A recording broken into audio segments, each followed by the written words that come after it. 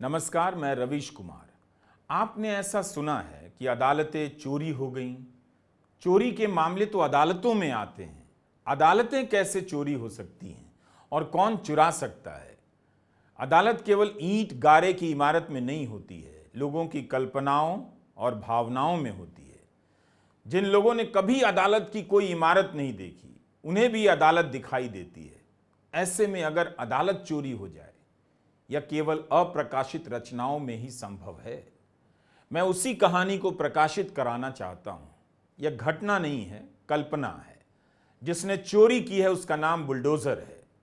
उसकी सीना जोरी के क्या कहने हैं। उसने खुद को न्यायमूर्ति घोषित कर दिया है।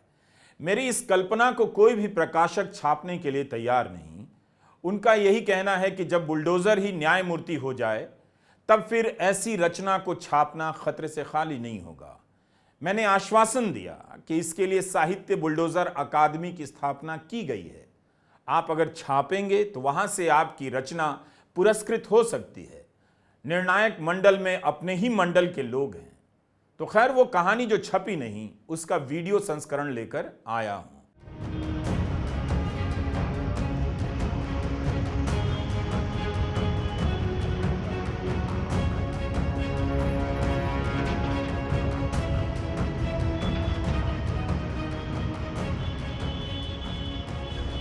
बुलडोजर से पहले अतिक्रमण हटाने का अभियान वाकई हास्यास्पद लगता था।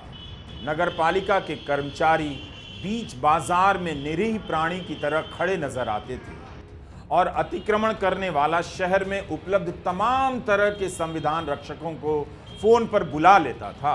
पार्षद, विधायक, सांसदों के फोन घनघना उठते थे और अतिक्रमण का अभियान रुक जाता था। बुलडोजर से पहले अतिक्रमण तोड़ने का अभियान इतना धीमा इसीलिए चलता था कि दुकानदार या मकान मालिक किसी को फोन मिला रहा हो तो फोन मिल जाए और जिसे मिला रहा हो वह अतिक्रमण हटाओ अभियान स्थल पर आ जाए। लेकिन जब से अतिक्रमण हटाओ अभियान को बुलडोजर का साथ मिला है, इसमें जान आ गई है। जब तक किसी को फोन जाता है, तब तक अच्छा खासा अतिक्रमण टूटकर बिखर जाता है। जेसीबी की मशीन के आने से अतिक्रमण अभियान की सफलता का प्रतिशत जीडीपी के बढ़ने की रफ्तार से भी आगे निकल गया है। सवाल है कि आप इन अतिक्रमणों को कैसे देखते हैं? अगर अतिक्रमण नहीं होते तो भारत में शहरों का क्षितिज विस्तार ही नहीं होता। लोग आसमानों में कब्जा कर लेते। आप जमीन के किसी भी हिस्से पर अतिक्रमण कर सकते हैं, इसीलिए अभी तक आसमान पर किसी की नजर नहीं गई।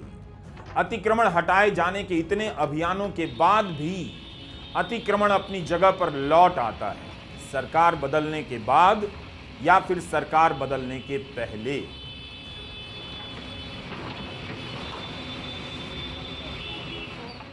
यहां तक अतिक्रमण और बुलडोजर के संबंध से प्रकाशक को कोई आपत्ति नहीं थी। बुलडोजर तो नाम भी नहीं है इसका। जेसीबी मशीन कहते कहते कब बुलडोजर नाम पड़ गया, अब इसका पता लगाना फिजूल का काम है। मेरी कहानी का नायक बुलडोजर की एक ही ख्वाहिश थी कि लोग उसे न्यायमूर्ति के रूप में जाने। लेकिन एक अच्छे लेखक की तरह मैं ये कैसे भूल सकता हूं कि यही वो मशीनें हैं जिनसे नदियों के किनारे खोद डाले गए, अवैध रूप से रेत निकाले गए, पहाड़ काट डाले गए। लेकिन जेसीबी मशीनों से अवैध उत्खनन की तमाम रिपोर्टें हिब्रू भाषा के अखबारों में छपी हैं। हिंदी के अखबारों में हमने जेसीबी मशीनों को भजन करते पढ़ा है।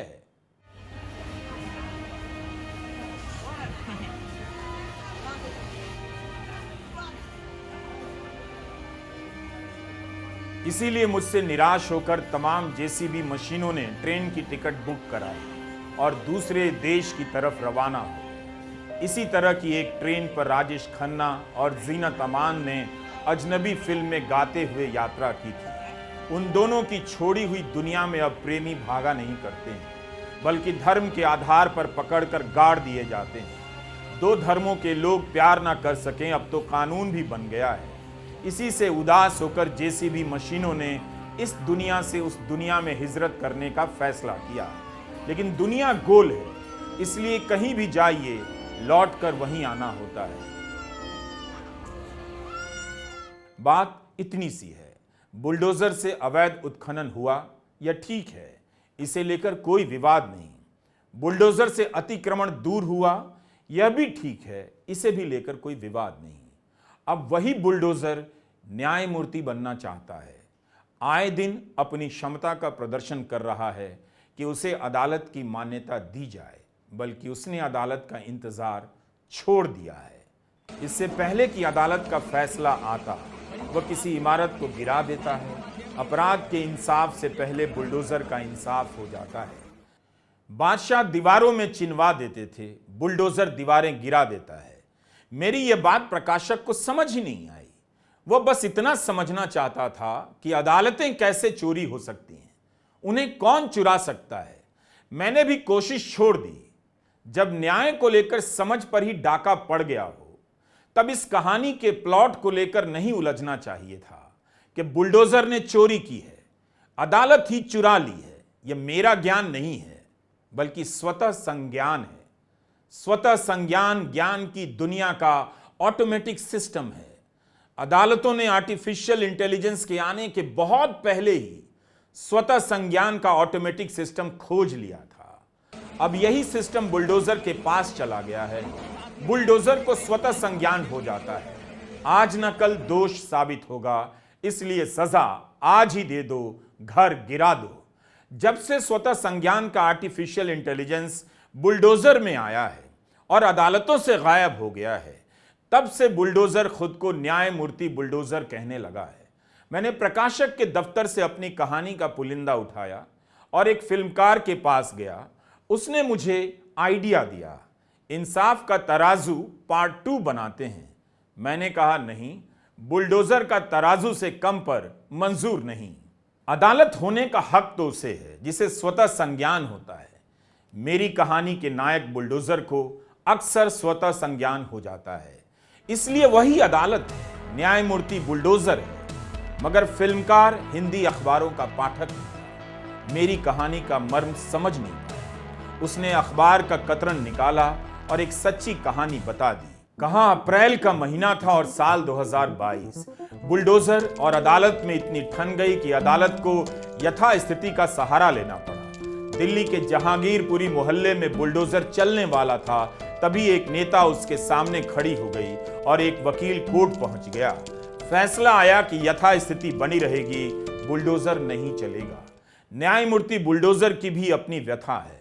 उनका कहना है कि वे सिर्फ धर्म देखकर मकान गिराते हैं, लेकिन अब तो कंपटीशन सा हो गया है। लोग डिमांड करने लगे हैं कि उस धर्म का गिराया है तो इस धर्म के व्यक्ति का मकान गिराकर दिखाओ। जो मुझे पसंद नहीं करते वह भी मेरी डिमांड करते हैं। लेकिन मेरी कहानी न्यायमूर्ति बुलडोजर के निजी दुख पर नहीं है। मेरी कहानी यह है कि बुलडोजर ने कैसे अदालत चुरा ली, अदालत के होने की भावना को रौंद दिया। न्यायमूर्ति बुलडोजर के यहां इंसाफ पेंडिंग नहीं होता, बल्कि यह तो इंसाफ की वेंडिंग मशीन है। आप कार्ड स्वाइप कीजिए, इंसाफ मिलेगा, किसी का घर गिरा दिया जाएगा। जुलाई 2024 के फ्रंटलाइन में अनुज बहल की एक रिपोर्ट है। बुलडोजर ने पिछले 2 सालों में 1.5 लाख घर गिरा दिए हैं, 7,38,000 लोगों को बेघर कर दिया है। लखनऊ के अकबर नगर में बुलडोजर ने तो सबका ही गिरा दिया। राष्ट्र निर्माण के क्षणों में कई बार ऐसा होता है जब न्यायमूर्ति बुलडोजर हिंदू और मुसलमान दोनों का घर गिरा देते हैं। न्यायमूर्ति बुलडोजर को गर्व नहीं होता, शर्म भी नहीं आती। बस आप उन्हें किसी का घर दिखा दीजिए और कागज की जगह धर्म दिखा दीजिए, वे जाते हैं, घर गिराकर आ जाते हैं। कानून की किताबों में अदालतें बहुत अलग तरह की होती हैं, लेकिन मैं जिस न्यायमूर्ति बुलडोजर की बात कर रहा हूं उसका रेफरेंस केवल साहित्यिक हो सकता है। खालिद जावेद का एक नॉवेल है नेमत खाना। इसमें नायक अपने गुनाहों की सजा के लिए अदालत खोज रहा है। कभी आंतों में भटकता है, कभी यादों में। एक दिन वह सचमुच वकील बन जाता है, तब भी अदालत खोज रहा होता है और अपने दोस्त से झगड़ते हुए कह देता है, अलाउद्दीन, इससे क्या फर्क पड़ता है? हर सजा हमेशा लावारिसों की तरह हवा में भटकती फिरती है। वह किसी को भी मिल जाए, कोई भी उसका वारिस बन जाए, सजा को इससे क्या सरोकार। उसे तो किसी के जिस्म में रहने के लिए एक ठिकाना चाहिए। वह नरेंद्र साहब का जिस्म हो या मेरा। बेचारी बेघर सजा को इस पर कोई आपत्ति नहीं हो सकती। अलाउद्दीन गुस्सा आ जाता है और यही कहकर चला जाता है कि अदालतों में दर्शन नहीं चलता, कानून की धाराओं को रटा करो। लेकिन मुझे खालिद जावेद के नायक की यह बात बिल्कुल ठीक लगी। वो बिल्कुल मेरे नायक न्यायमूर्ति बुलडोजर की तरह सोचता है। न्यायमूर्ति बुलडोजर का भी यही मानना है कि उनकी नजर में सजा हमेशा लावारिसों की तरह हवा में भटकती फिरती है, वह किसी को भी मिल जाए। न्यायमूर्ति बुलडोजर भी सजा बनकर हवा में भटकते रहते हैं। उनकी नजर में कुछ खास लोगों के मकानों के वारिस नहीं होते, वे हमेशा लावारिस ही होते हैं। मुझे इससे कोई सरोकार नहीं, मुझे तो घर गिराने के लिए किसी का घर चाहिए, उसका नाम जावेद हो या हाजी, मुझे इससे क्या मतलब। यादव भी हो तो मैं गिरा सकता। अतिक्रमण साबित करना कोई बड़ी बात नहीं। यह फैसला अदालत से पहले राजनीति करती है और राजनीति ही सबसे बड़ी अदालत है। मुझे भी खालिद जावेद का जिक्र यहां नहीं लाना चाहिए था। ऐसे नाम के लेखकों की किताबों को अगर न्यायमूर्ति बुलडोजर ने घर समझ लिया तो उनका बेघर होना तय है। न्यायमूर्ति बुलडोजर बिल्कुल अलाउद्दीन की तरह नजर आते हैं। बस आखिरी बार खालिद जावेद के नॉवेल से एक हिस्सा जिक्र करना चाहता हूं। मुझे पता है इस तरह के वीडियो को समझने के लिए कम से कम 4 देशों की यात्राओं का अनुभव बेहद जरूरी है। करोड़ों लोगों ने यहां 4 जिलों की यात्राएं नहीं की हैं। तो खालिद जावेद लिखते हैं, अलाउद्दीन सूझबूझ और होशियारी का एक पुतला है। उसके अंदर अपने आप हो जाने वाली जैसी किसी क्रिया का अस्तित्व ही नहीं है। पहले वो जुर्म को गज से नापता है, फिर मुजरिम या मुवक्किल को, उसके बाद सजा की सारी सरहदों से मुजरिम की दूरी को नापता है और तब बड़े सुकून के साथ अदालत में बेगुनाहों का सर कुचल कर रख देता है। वह बेगुनाहों को ऐसी मौत मारता है कि उन्हें पानी भी नसीब नहीं होता। न्यायमूर्ति बुलडोजर का किरदार अलाउद्दीन जैसे चालाक वकील से मिलता जुलता लगता है। उन्हें भी सजा की सारी सरहदों से मुजरिम की दूरी को नापने आ गया है। उन्हें दिख जाता है कि सजा बहुत दूर है, मुजरिम बहुत दूर है सजा से, फैसले से, अदालत की सुनवाइयों से। बस न्यायमूर्ति बुलडोजर बेगुनाहों का सर कुचल कर रख देते हैं, ऐसी मौत मारते हैं बेगुनाहों को पानी भी नसीब नहीं होता। अदालतों के चोरी हो जाने के इस उपन्यास में बहुत सारे बुलडोजरों ने फिर से ट्रेन का टिकट कटा लिया है। उन्हें किसी और शहर में जाना है, किसी और का घर तोड़ने। इससे पहले कि कोई अदालत फैसला दे, अदालतों का काम चुरा लेना है और खुद गिराने का काम पूरा करना है। एक पार्टी की नेत्री ने लिखा भी है कि थानों और अदालतों की अब जरूरत नहीं रही। यह वीडियो किसी को समझ ना आए, इसी मकसद से बनाया गया है, क्योंकि जिस समय इसे बनाया गया है उस दौर में कोई यह समझ नहीं पा रहा कि अदालतों से पहले न्यायमूर्ति बुलडोजर किसी का घर कैसे गिरा सकते हैं। अदालतें हैं कहां? क्या अब उनके भीतर स्वतः संज्ञान का बोध नहीं बचा है? अफसोस कि खालिद जावेद का उपन्यास छप चुका है, पुरस्कार भी मिल चुका है और मेरा उपन्यास को छापने के लिए तैयार है। उन अदालतों के डर से जो अब हैं, जो पीले रंग का चोला पहनकर शहर के किसी मोहल्ले में घात लगाए बैठी हैं। नमस्कार, मैं रवीश।